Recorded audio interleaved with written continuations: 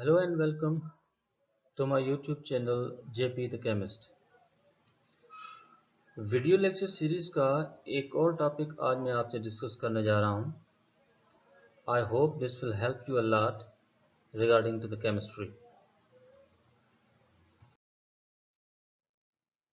First year का chapter chemical bonding, उसका आज हम टॉपिक जो स्टार्ट करने जा रहे हैं वो है non polar and polar covalent bond. इसके साथ साथ हम ये भी सीखेंगे ionic characters in the covalent bond.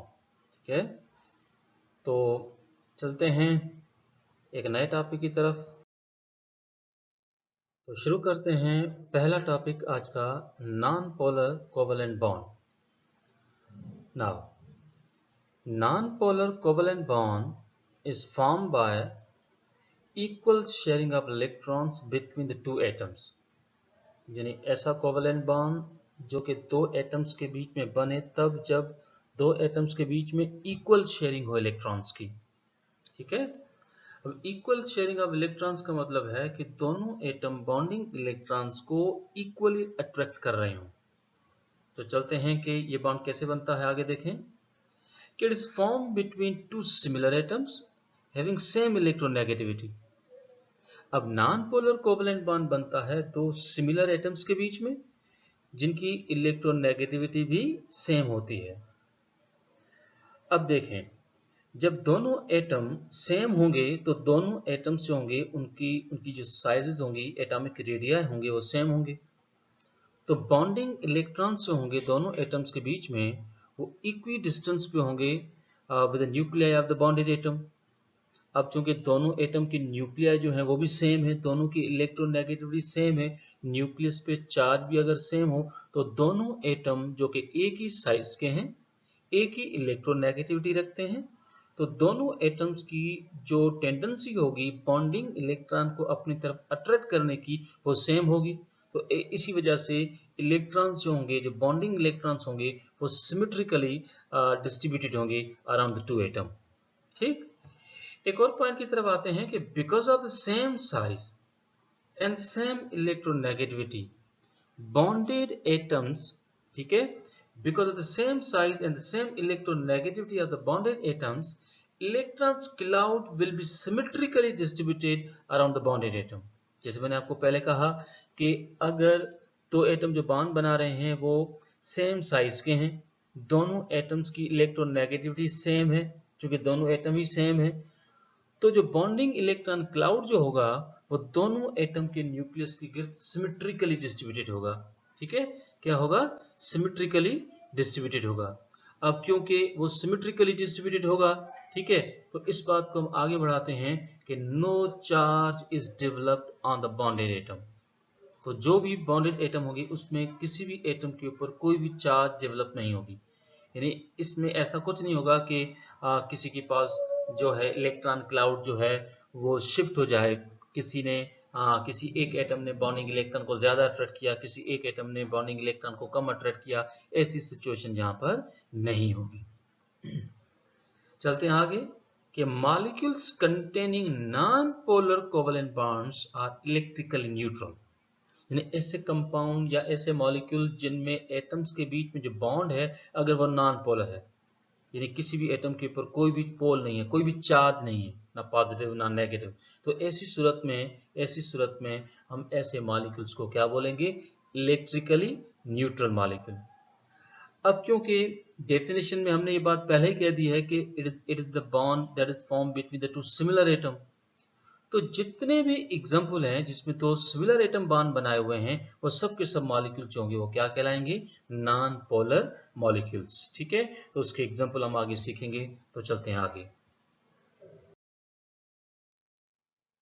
अगर आप देखें नॉन पोलर कोवेलेंट बॉन्ड को सीखने के लिए मैंने यहाँ पर दो एग्जाम्पल लिए हैं। तो सबसे पहले एक्सप्लेन कर लेते हैं hydrogen molecule, that is H2। फर्ज करें कि ये हमारे पास एक हाइड्रोजन का एटम है, ये एक दूसरा हाइड्रोजन का एटम है, दोनों एटम के बीच में एक इलेक्ट्रॉन का पेयर शेयर है। ठीक है, आप जानते हैं कि हाइड्रोजन के जो एटम है दोनों सेम है, तो बॉन्डिंग इलेक्ट्रॉन जो हैं ठीक है, बॉन्डिंग इलेक्ट्रॉन जो होंगे they are very much middle of the two nuclei, bonding nuclei, ठीक है।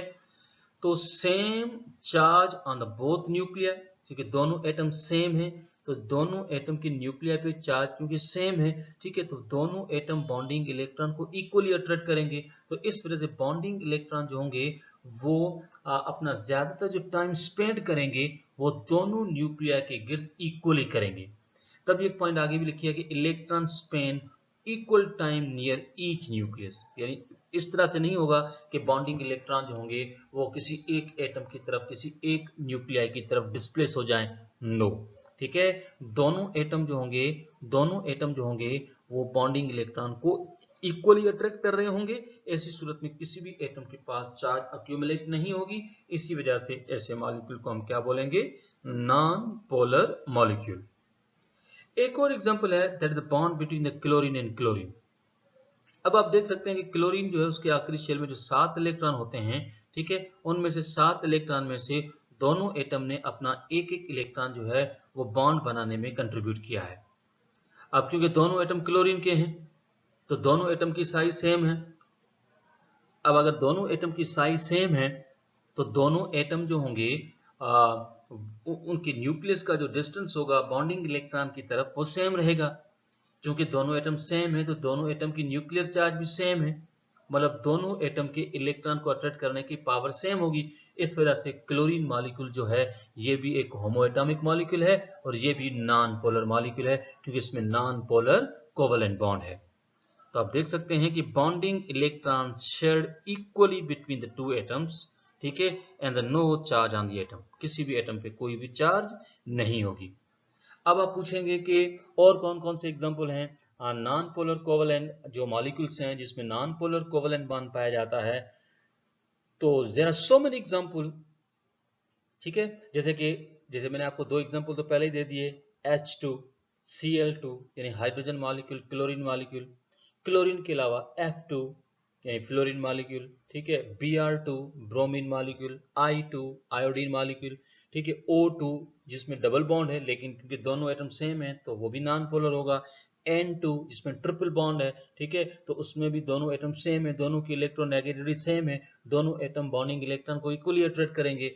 तो फिर ये सारे molecule like hydrogen molecule, chlorine molecule, fluorine molecule, bromine molecule, iodine molecule, oxygen molecule, even nitrogen molecule, these are all non polar molecules, ठीक है, ये सब के सब क्या हैं, non polar molecules हैं।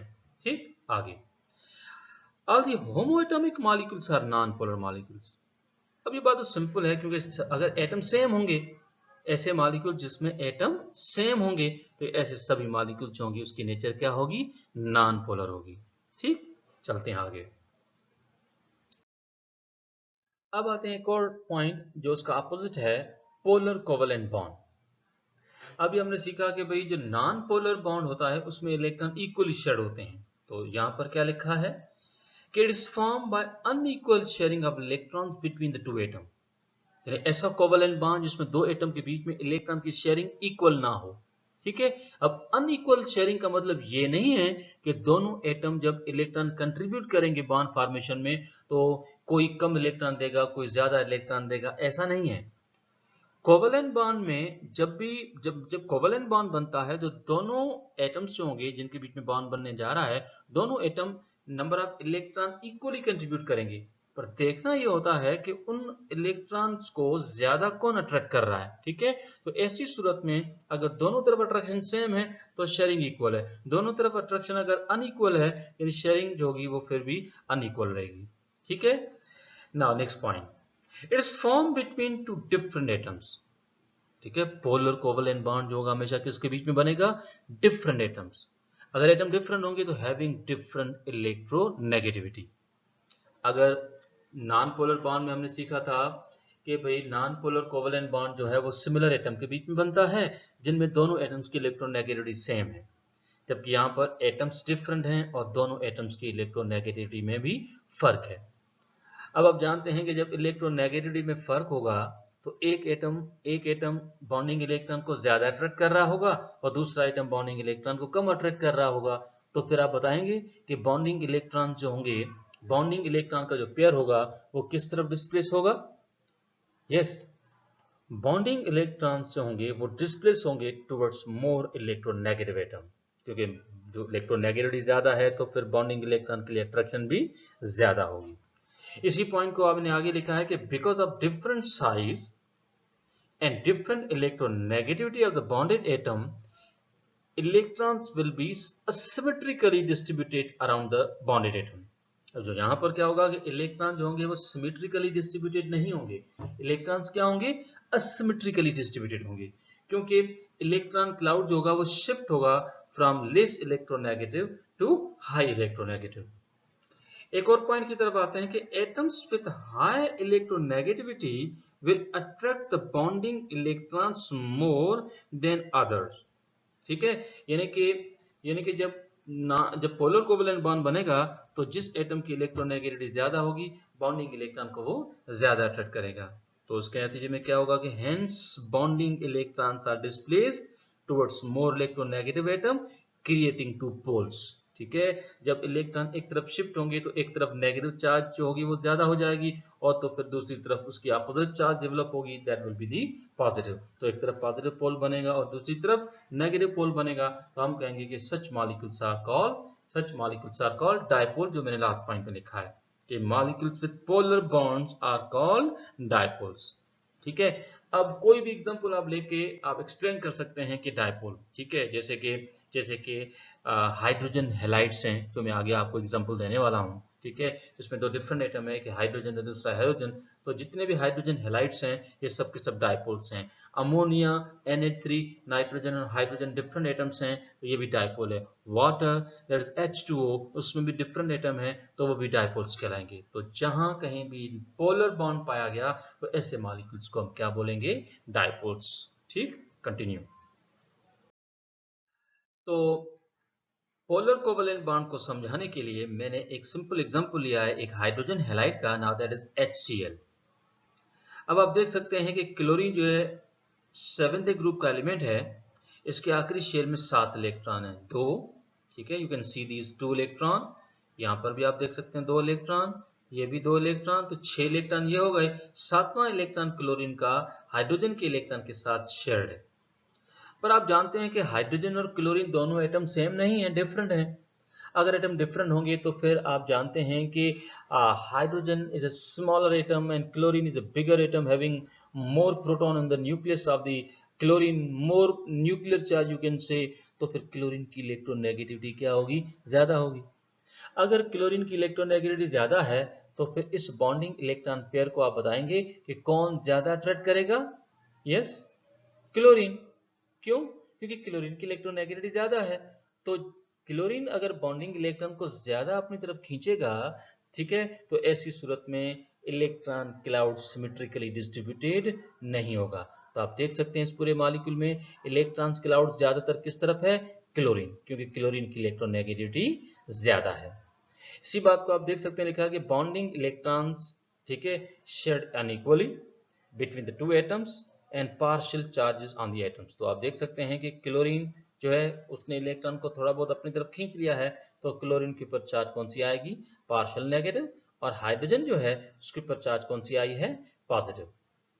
कुछ पॉइंट्स हैं जो सारे खेल के दौरान आपको याद रखने की हैं, तो आप जरा देखें। सबसे पहली पॉइंट तो याद रखने की है कि greater the electronegativity of the bonded atoms, greater will be the polarity.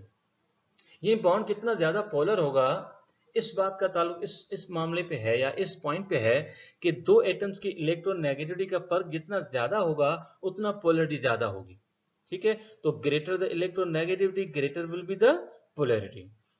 दूसरी बात याद रखने की है कि partial charges are given on the bonded atoms to show the polar bond. Polar bond को शो करने के लिए हम क्या करते हैं कि जो बॉन्डेड एटम्स हैं उनके ऊपर हम पार्शियल चार्जेस पुट करते हैं, एक तरफ पॉजिटिव और एक तरफ नेगेटिव।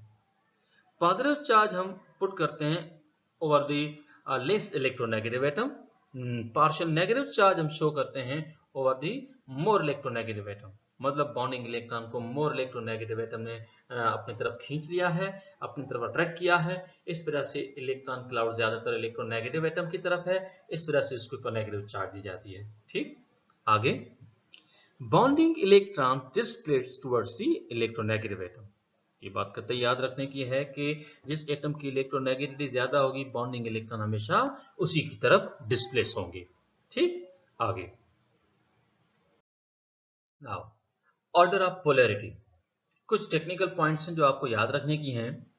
हमें कैसे पता चले कि कौन सा बॉन्ड ज्यादा पोलर है, कौन सा बॉन्ड कम पोलर है। ठीक है, नाउ यहां पर कुछ मैंने एग्जांपल लिए हैं like HF, HCl, HBr, HI। आप सब जानते हैं कि these are the bond between the two similar two dissimilar atoms, different atoms। ठीक है, तो आप जब दे सकते हैं कि इन सभी मॉलिक्यूल में हाइड्रोजन पे चार्ज जो है वो पार्शियल पॉजिटिव है, जबकि जो हैलोजेंस हैं जैसे फ्लोरीन है, क्लोरीन है, ब्रोमीन है, आयोडीन है, इसके ऊपर चार्जेस नेगेटिव है। ठीक, तो मैंने यहाँ पर एक ऑर्डर लिखा है, ऑर्डर ऑफ पोलैरिटी का, कि इन हाइड्रोजन हैलाइड्स जो हैं यानी HX आप जिसको जनरली रिप्रेजेंट कर सकते हैं, इनका ऑर्डर ऑफ पोलैरिटी क्या है। तो क्या लिखा है कि HF is more polar, is greater, is more polar than HCl, HCl is more polar than HBr, and HBr is more polar than HI। यानी HF से लेकर HI तक पोलैरिटी जो है वो क्या हो रही है, वो कम हो रही है। यानी सबसे हाईली पोलर जो हाईएस्ट पोलैरिटी जिसकी है वो HF है, और लीस्ट पोलर इनमें से जो है वो कौन सा है, हाइड्रोजन आयोडाइड है। अब क्यों? क्योंकि आप सब जानते हैं कि fluorine to chlorine, chlorine to bromine और ब्रोमीन टू आयोडीन इलेक्ट्रोनेगेटिविटी कम होती है। अभी थोड़ी देर पहले मैंने आपको कहा था कि greater the electronegativity difference greater will be the polarity. यानी जितना इलेक्ट्रोनेगेटिविटी का फर्क ज्यादा होगा, जितना इलेक्ट्रोनेगेटिविटी का फर्क ज्यादा होगा, पोलैरिटी भी उतनी ज्यादा होगी। तो सबसे ज्यादा जो इलेक्ट्रोनेगेटिविटी का जो डिफरेंस है वो HF में है, और सबसे कम जो डिफरेंस आ रहा है वो कहां पर आ रहा है, हाइड्रोजन आयोडाइड में। इस वजह से HF टू HI पोलैरिटी क्या हो रही है, डिक्रीज। तो ये मैंने एरो के थ्रू समझाने की कोशिश की है, क्योंकि HF to HI delta EN decrease हो रही है, यानी इलेक्ट्रोनेगेटिविटी का फर्क जो है वो क्या हो रहा है, कम हो रहा है। तो फिर हम क्या कहेंगे कि पोलैरिटी भी डिक्रीज हो रही है। हाँ, पोलैरिटी अगर डिक्रीज हो रही है तो हम ये भी कह सकते हैं कि आयनिक कैरेक्टर्स जो हैं वो भी डिक्रीज हो रहे हैं। तो इनडायरेक्टली इसका मतलब ये हुआ कि greater the polarity more the ionic characters. ठीक है, तो जो मॉलिक्यूल जितना ज्यादा पोलर होगा उसमें उतने ही ज्यादा आयनिक कैरेक्टर्स होंगे। तो इसमें मैं एक और पॉइंट ऐड कर सकता हूं, आप जरा ध्यान से सुनेंगे। जैसे मैंने लिखा है कि इलेक्ट्रोनेगेटिविटी का फर्क अगर कम होगा तो पोलैरिटी कम होगी, अगर पोलैरिटी कम होगी तो आयनिक कैरेक्टर्स कम होंगे, तो आयनिक कैरेक्टर्स कम होंगे तो फिर कोवैलेंट कैरेक्टर बढ़ेंगे। ठीक है, कोवैलेंट कैरेक्टर्स बढ़ेंगे। अगर कोई आपसे पूछे कि HF और HI यानी HF से लेकर HI तक बताओ कि इन सब, चलो भाई अगर हम बात कर लेंगे HF, HCl, HBr, HI, बताओ इन सब में सबसे ज्यादा पोलर कौन, तो आपका जवाब डेफिनेटली क्या होगा, HF। अगर कोई आपसे पूछे कि इनमें सबसे कम पोलर कौन, तो आपका जवाब होगा HI। लेकिन अगर आपसे पूछे कि इन चारों मॉलिक्यूल में से सबसे ज्यादा आयनिक कौन, यस आयनिक कौन, तो आप कहेंगे HF। अब आप पूछ सकते हैं कि why HF is most ionic among these molecule, why, because delta En is greatest in this molecule। पर HI जो है इसमें आयनिक कैरेक्टर्स बहुत कम है, तो कहेंगे कि कोवैलेंट कैरेक्टर क्या है, ज्यादा है। तो HF से लेकर HI तक इलेक्ट्रोनेगेटिविटी का फर्क कम हो रहा है, पोलैरिटी भी कम हो रही है, आयनिक कैरेक्टर्स भी कम हो रहे हैं, लेकिन कोवैलेंट कैरेक्टर्स क्या होंगे, वो बढ़ेंगे। वो क्या होंगे, वो बढ़ेंगे। एक बात कतई तौर पे आपको याद रखनी है कि जितना ज्यादा पोलैरिटी होगी इसका दारोमदार इस बात पे है कि दोनों बॉन्डेड एटम के बीच में इलेक्ट्रोनेगेटिविटी का फर्क कितना है। Greater the difference of electronegativity greater will be the polarity. पर एक बात याद रखनी है कि for a polar bond electronegativity जो है वो 0 से ज्यादा होनी चाहिए।